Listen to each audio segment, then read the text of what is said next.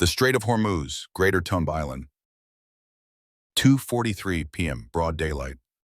Under a blazing sun, 15 U.S. Marines stand guard. Their mission classified. They protect an underground intelligence facility, a silent sentinel monitoring every Iranian military move in the Gulf, a facility Iran never knew existed until today. Then suddenly, 24 Iranian Revolutionary Guard boats swarm the horizon. On board 300 elite commandos. They are not alone. Artillery support vessels and missile boats flank them. Their orders from Tehran are clear. Storm the island, capture the Americans, seize the facility, and destroy everything inside. Iran's calculation was simple, fatally simple. 15 isolated Marines versus 300 Iranian troops. It was overwhelming force, a guaranteed victory. But they made 4 catastrophic mistakes. First, those 15 Marines were forced reconnaissance, the most lethal warriors the Marine Corps can field. Second, the facility possessed defensive systems Iran could not possibly imagine. Third, the USS Fallujah, an amphibious assault ship carrying 800 Marines, was just 22 miles away. And fourth, their most critical error, the underground base had a direct satellite link to U.S. Central Command, who gave immediate authorization for a total response. What happened in the next 41 minutes would become the most intense defensive stand by the Marines since the battle for Fallujah, and for Iran, its most devastating military defeat in decades. This is that story. Greater Tunb Island, 18 square kilometers of desolate rock, positioned directly in the heart of the Strait of Hormuz. Iran claims it.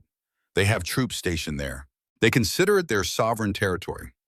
But what Iran doesn't know is that for the last 6 months, the United States has operated a covert intelligence facility deep beneath the island's eastern cliffs, a hardened underground bunker, hidden from the world, monitoring Iranian naval communications, tracking their missile movements, recording every single military transmission across the Gulf. This facility is critical. It sees every Iranian operation, every ship movement, every missile launch. Naval exercise is monitored in real time. 15 forced Reconnaissance Marines stood guard. These were not regular infantry. They were elite operators, each man a master of advanced combat, covert intelligence, and brutal survival. Their mission to maintain total security. If discovered, they were to defend the facility, to hold the line at all costs until backup arrived. At 1:30 p.m., the silence was broken. Iranian intelligence intercepted a strange radio signal, a ghost transmission originating from Greater Tunb. The encryption was American, the frequency military. The discovery sent shockwaves through Tehran. Americans operating on Iranian soil. It was unthinkable. It was unacceptable. The Revolutionary Guard's naval command was scrambled. The order came from the very top, Ayatollah Khamenei himself. Find the Americans, capture them, and burn their outpost to the ground. At 2:05 p.m., the response was unleashed. 24 Revolutionary Guard speedboats swarmed from Bandar Abbas. Aboard were 300 commandos, Iran's deadliest troops. They were supported by 2 heavy artillery boats and 4 dedicated missile vessels, a complete naval task force. This was no mere raid. This was a full-scale assault. At 2:38 p.m., the 15 Marines at the facility saw them coming, a swarm of contacts on the radar. Gunnery Sergeant Jake Morrison, the Marine Detachment's commander, sized up the threat in an instant. All hands battle stations. We have 24 hostile contacts inbound, 300+ enemy troops. This is not a drill. Light up every defensive system we have. Get Fleet Command on the line. Tell them we are about to get hit. But they were ready. The Marines had prepared for this exact moment. This facility was far more than an intelligence post. It was a fortress. Hidden .50 caliber machine guns were dug into the cliffs. Remote-controlled weapon systems covered every angle of attack. Claymore minefields in reinforced fighting positions. And they had one final ace in the hole: 6 Javelin anti-tank missile launchers, designed to destroy main battle tanks, but utterly devastating against small boats. 2:38 p.m. The battle was about to begin. A desperate transmission cuts through the static, a call for help to the USS Baton. Under imminent attack, 24 hostile boats are closing fast. 300 enemy troops. We request immediate assistance. The Baton's response was swift and clear. Marines are inbound. Your ETA is 20 minutes. Air support is wheels up. Now. Hold that facility. Reinforcements are on the way. But 20 minutes against 300 Iranian commandos was an eternity. At 2:43 p.m., the enemy made their move. The Iranian swarm surged into weapons range, just 1,000 meters from the shore. Then an arrogant broadcast crackled over an open frequency, the Iranian commander speaking English for the Americans to hear. American forces, you are on Iranian territory. Surrender immediately or you will be destroyed. Gunnery Sergeant Morrison keyed his mic. His reply would be heard by every man in every one of those boats. This is the United States Marine Corps. We don't surrender. We don't retreat. You want this ground, come and get some. It was 2:44 p.m. The Iranians unleashed hell. The water erupted with machine gun fire and rocket-propelled grenades. Artillery shells from support vessels rained down. The Marines answered with disciplined fury. Their 50-caliber machine guns ripped through the fragile fiberglass boats. Javelin anti-tank missiles screamed from their launchers, their powerful warheads designed to kill main battle tanks. Slammed into the thin-skinned boats like a sledgehammer from God. The first Iranian boat vaporized. A second exploded. A third was burning and dead in the water. But 21 boats remained a relentless advancing tide, and they were still firing. At 2:51 p.m., the Iranian forces hit the beach. They slammed into the 1st Marine fighting position. It was brutal close-quarters combat. Grenades, rifle fire, then hand-to-hand. The Marines fought with savage intensity. Each man fought like 10, professional, precise, deadly. But it was 300 against 15. The math was impossible. At 2:54 p.m., Gunnery Sergeant Morrison's voice crackled over the radio. We are heavily engaged. We have sustained casualties. We're hurting them bad, but they just keep coming. We can hold for 15 minutes. Maybe. You need to hurry. The baton's response, air support is arriving now. Extraction inbound. Hold on, Marines. We're coming for you. 2:56 p.m., 4 F-35B Lightning stealth fighters. They screamed over Greater Tunb Island. At 600 knots, the pilots saw it all. A swarm of Iranian boats, enemy troops on the beach, and a small force of Marines fighting for their lives. The order came down, all aircraft, you are weapons free. Engage all hostile vessels.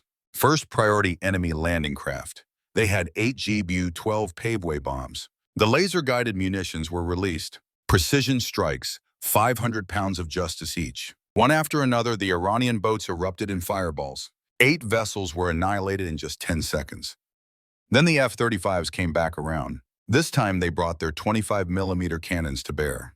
Devastating strafing runs tore into the Iranian troops on the sand. The effect was catastrophic. Then at 2:58 p.m., the cavalry arrived. 8 AH-1Z Viper attack helicopters appeared on the horizon. United States Marine gunships armed to the teeth. Hellfire missiles streaked from their pods. The AGM-114s were tracking Iranian artillery boats. Precision kills. The enemy's support vessels were systematically destroyed. Then came the Hydra rockets, 76 70mm rockets per helicopter. A storm of anti-personnel fire shredding the Iranian positions on the beach. The Iranian assault began to buckle, then collapsed under overwhelming American air power. But Tehran wasn't done yet. At 3:01 p.m., they made a fatal mistake. 12 more Iranian boats appeared racing towards the island. Reinforcements sent from the mainland. 200 more troops. Iran was doubling down. They were committing everything. But so was America. At 3:03 p.m., 16 MV-22 Ospreys thundered over the battle space. Each tilt-rotor aircraft carried 24 combat-ready Marines, 384 in total. This was not an evacuation. This was a reinforcement. The Ospreys descended, landing behind the Iranian lines. They had established a flanking position, cutting off any chance of retreat. Marines poured out, establishing a deadly perimeter. M240 machine guns, M250 cals, mortars, a wall of steel.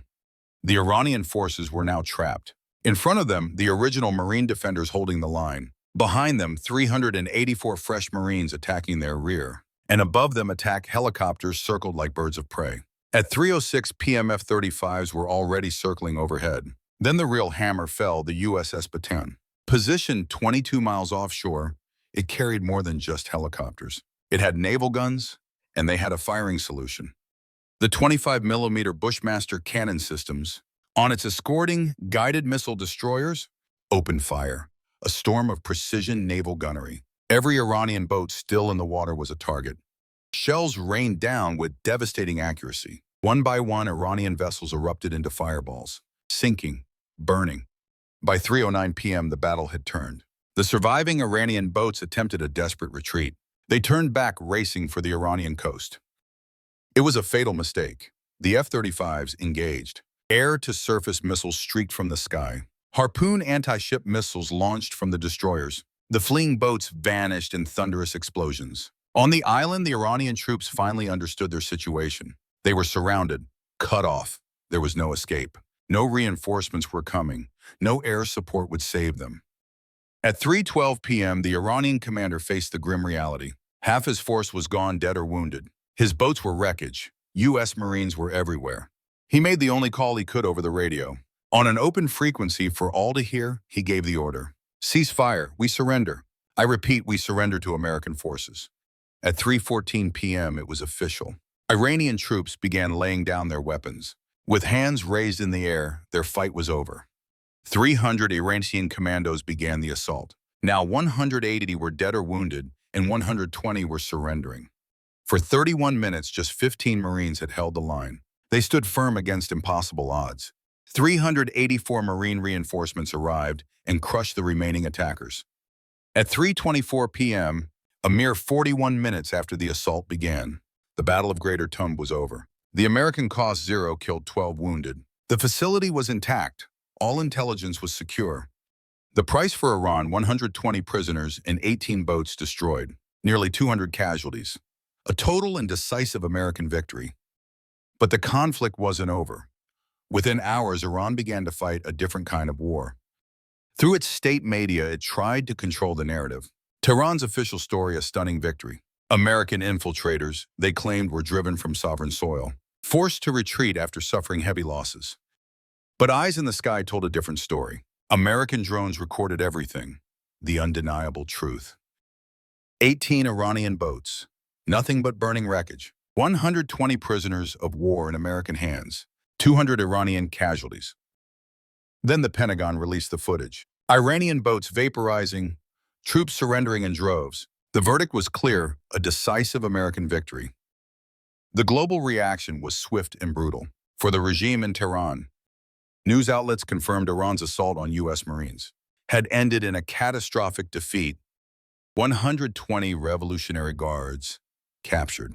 Their island attack was a total failure. For Tehran, the humiliation was absolute. They lost 200 soldiers attacking just 15 Marines. 15 men who held the line for 31 minutes. Each of them would be awarded the Silver Star. Gunnery Sergeant Morrison received the Navy Cross. The 384 Marines of the relief force were commended for a flawless operation. The 120 Iranian prisoners began to talk, and their interrogations revealed a fatal mistake. They had been told the island held only a few American spies, an easy target expected to surrender quickly. Instead, they found forced Recon Marines, a hardened unit defending a fortress with air support on call, and 384 of their brothers racing to the fight. In the grand strategy of the region, everything had changed. For years, Iran had boasted of its control over the Gulf Islands. They threatened to overrun any American presence. They proclaimed their Revolutionary Guards were an unstoppable force. On Greater Tunb, that myth was shattered. Iran had sent 300 commandos on 24 boats, their best troops backed by artillery. The result, 200 of their men were casualties. 120 were taken prisoner. 0 objectives were achieved. The American intelligence facility was still operational, still watching, still listening, untouched. And Iran's neighbors were watching very carefully. If their elite guards couldn't defeat 15 Marines, they couldn't threaten anyone. The fallout was immediate. The UAE deepened its intelligence ties with the United States. Saudi Arabia demanded American Marine trainers. Bahrain opened its ports, expanding base access for the U.S. Navy. But the real shockwave hit Tehran. Heads would roll. The Revolutionary Guard commander who ordered the attack was arrested. The naval captain who led the assault was executed for his catastrophic failure. Iran had learned a hard lesson, a lesson American commanders have understood for decades. You do not attack United States Marines, not even when you outnumber them 20-1, because they will end you. And if by some miracle you manage to threaten them, hundreds more will descend from the sky. So what were the lessons from Greater Tunb Island? For Iran, the takeaways were chilling. American intelligence is everywhere, hidden in plain sight. and it's defended by an elite force you cannot hope to defeat. Those 15 Marines weren't special because of their numbers. They were special because of their training. Every single one was worth 10 regular soldiers. Forced Reconnaissance Marines do not panic. They do not surrender. They do not fail. They defend. They fight. They eliminate the threat until reinforcements arrive. And the cavalry always arrives. For America, the lesson was much simpler. Forward deployed Marines work. Force Recon can hold the line against impossible odds. And air power is always decisive. But a deeper truth was exposed on Greater Tunb. The listening post was a secret for a reason. It was monitoring the Iranian military from inside territory that Iran claimed as its own. Legally questionable, strategically vital. Iran found it, they attacked, and they lost, catastrophically. But what about the next secret facility? The next covert operation? The next hidden American base? Now Tehran knows Americans are operating everywhere, even on what they consider their own soil. And finding them means fighting United States Marines. That is the true weapon, psychological warfare. Officially, Iran may control the island. But Tehran wonders, how many other listening posts exist? How many Marines are hidden in plain sight? How much intelligence are the Americans gathering right under their noses? Sometimes paranoia is a weapon more potent than any missile. Greater Tunb Island. On paper, it belongs to Iran. Their forces patrol its shores. Their flag flies over its barren rock. But they made a fatal mistake. They forgot to look down. Because deep inside the island's cliffs, American eyes are always watching. And when Iran tried to remove them, they were given a simple warning. Cross this line and 300 more Marines would descend in under 20 minutes. That is the definition of deterrence. 2:43 p.m. Iran ignores the warning. 300 elite commandos storm the island to eliminate just 15 Marines. 3:24 p.m. 41 minutes later, the battle is over. The cost to Iran, 200 casualties. The remaining 100 are now prisoners of war. The Marines are victorious. The secret facility continues its watch. The Marines still guard it. The intelligence still flows. And Iran learned a hard lesson that day. 15 held the line. Nearly 400 finished the fight. This is the Strait of Hormuz. This is Greater Tunb Island. And this is what happens when you attack United States Marines. 300 Iranian attackers, 400 American Marines, 41 minutes, a total American victory. The message is clear. Never attack Marines.